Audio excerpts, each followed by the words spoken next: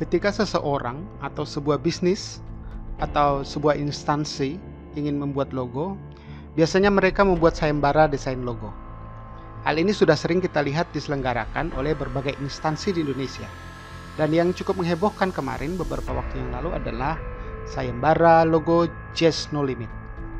Walaupun saya ikut, karena terpaksa juga sih, dan menjadi salah satu dari 4 finalis dari 6.000 lebih peserta, namun menurut saya, jika seseorang ingin membuat logo, sebaiknya jangan disayembarakan. Membuat sayembara logo memang tampaknya menarik ya. Pertama-tama si pembuat sayembara akan mengumumkan sayembara itu. Sayembara itu kemudian dipublikasikan. Harapannya semakin banyak yang tahu, semakin banyak yang ikut, dan hasilnya semakin banyak pilihan. Kemudian sang pemilik logo atau mereka yang berkepentingan dan juri yang mereka pilih memilih logo yang terbaik, memberikan hadiahnya, dan logo itu digunakan. Kelihatannya sih simple dan sangat menguntungkan karena si pembuat logo tadi hanya perlu membayar desain yang menang dan tidak perlu membayar desain yang kalah pilihan-pilihan yang lain itu. Nah, dengan membuat sayembara, nampaknya si pemrakarsa itu ingin mendapatkan logo yang terbaik. Namun, ternyata justru sistem sayembara ini mencegah si pembuat sayembara untuk mendapatkan logo terbaik. Yang maunya dapat yang terbaik justru mencegah dapat yang terbaik. Mengapa begitu? Oke, simak video saya berikut ini.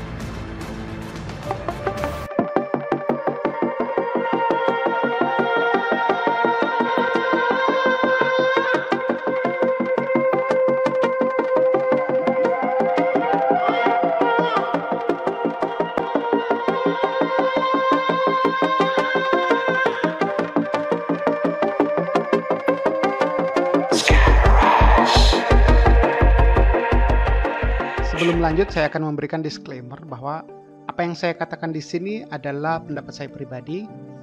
Anda boleh mempunyai pendapat yang lain. Kalau Anda mempunyai pendapat yang lain, silakan komen di bawah ini. Dan jangan lupa untuk subscribe dan like videonya supaya saya bersemangat untuk membuat video-video semacam ini lagi ya. Oke, kita kembali ke soal sayembara. Seperti yang saya katakan sebelumnya, sayembara logo itu kelihatannya menarik. Dimulai dari pembuat sayembara mengumumkan sayembara, menjaring sebanyak mungkin peserta dan mendapatkan banyak desain. Kemudian mereka menunjuk juri yang diambil dari orang yang dihormati, namun biasanya tidak memahami tentang logo. Misalnya kepala dinas, direktur, atau orang yang dituakan di situ, dan sebagainya. Juri semacam ini cenderung akan membuat kesalahan, ya. Kesalahan yang paling sering dan fatal menurut saya adalah mereka berpikir bahwa logo itu bertugas menjelaskan siapa saya, siapa bisnis saya kepada audiens ya atau pelanggan. Sehingga mereka cenderung maunya logo itu memuat sebanyak mungkin simbol-simbol yang mewakili bisnis atau instansi.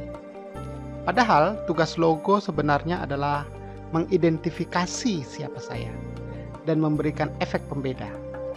Logo itu sebaiknya simple, pantas dipakai ya, kemudian bermakna. Biasanya lomba logo fokus pada syarat peserta ya, syarat logo dan aturan main dalam lomba itu. Padahal yang jauh lebih penting dari itu adalah brief ya. Brief adalah kumpulan informasi yang diperlukan untuk membuat sebuah logo. Misalnya nama perusahaannya apa, sejarahnya bagaimana, spesialisasinya apa, target marketnya siapa, visi misinya ke depan bagaimana, dan masih banyak lagi informasi yang diperlukan untuk membuat sebuah logo yang bagus. Hal ini jarang dalam sebuah sayembara logo karena biasanya dalam poster tertulis hanya syarat logo, syarat peserta yang ikut, dan logonya apa begitu. Seorang logo maker seharusnya melakukan riset yang mendalam tentang bisnis Anda sebelum membuat logonya. Tetapi dalam sayembara sedikit saja membuat brief. Apakah mungkin desainer bisa membuat logo yang tepat? Ya. Juri biasanya tidak mempunyai pengetahuan yang cukup tentang logo sehingga kerap salah menilai logo. Juri yang hanya melihat logo dari keindahannya saja sama dengan kita memilih istri karena memakai make up. Ya toh? Mungkin salah besar ya. Biasanya logo desainer yang hebat tidak mau ikut lomba logo loh. Mengapa? Karena mereka sibuk dan mempunyai banyak proyek. Mereka tahu sayembara adalah pekerjaan spekulasi dan mereka tidak mau kerja yang tidak dibayar di depan. Sehingga hampir bisa dipastikan bahwa sayembara tidak akan diikuti oleh desainer profesional. Kebanyakan yang ikut biasanya orang-orang yang tidak punya pekerjaan, merasa bisa desain karena sudah bisa Photoshop dan pengen dapat duit cepat. Nah, jelas kan? Kenapa sistem sayembara itu justru mencegah orang dapat desain logo yang bagus? Nah, tapi jangan khawatir. Seandainya Anda ingin membuat sebuah logo, masih ada solusi ya untuk supaya Anda bisa mendapatkan logo yang baik. Apa solusinya? Solusinya adalah dengan menyewa desainer profesional. Nah, silakan riset siapa-siapa desainer profesional yang bisa Anda hire ya.